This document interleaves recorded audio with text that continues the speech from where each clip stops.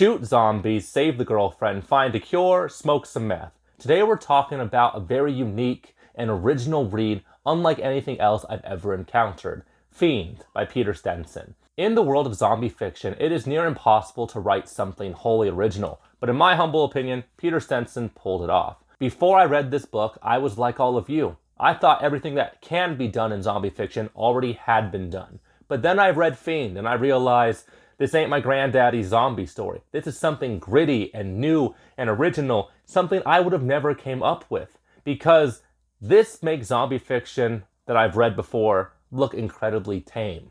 And that is saying something because zombie fiction is known for being gritty and realistic and bleak. But this is perhaps the most disturbing, the most bleak zombie story I have ever read. In Fiend, we aren't following the usual eclectic bunch of survivors. All of the characters in this book are drug addicts, particularly meth addicts.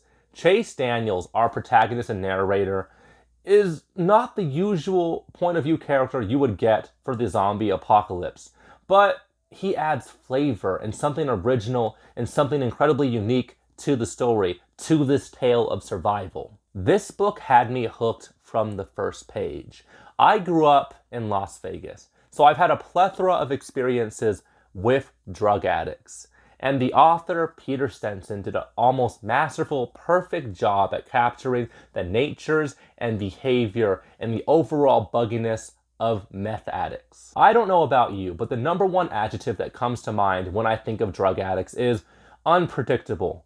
When you are consumed by an obsession for any type of addiction, everything else in your life kind of pales in comparison. Your life is lived to chase the next fix, the next hit, the next high.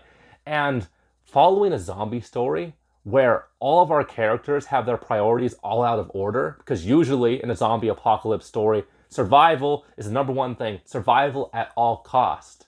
But when smoking and shooting meth is the number one priority and survival is a close second, our characters do some pretty reprehensible, questionable, irrational things to chase that high. Zombies are terrifying. The idea of the dead coming back to life and literally consuming the living is a terrifying thought.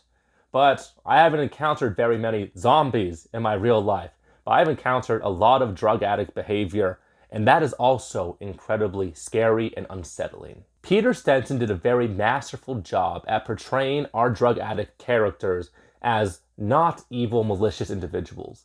These people are sick. Drug addiction is an illness, and nobody in their right mind turns to drug addiction, usually.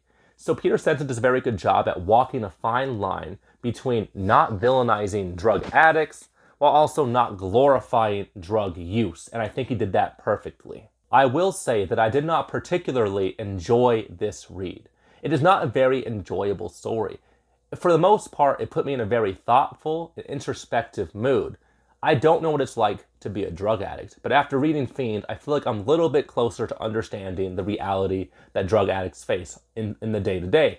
This book was both disturbing and disgusting. It was raw and realistic, and unlike anything else I have encountered in the genre.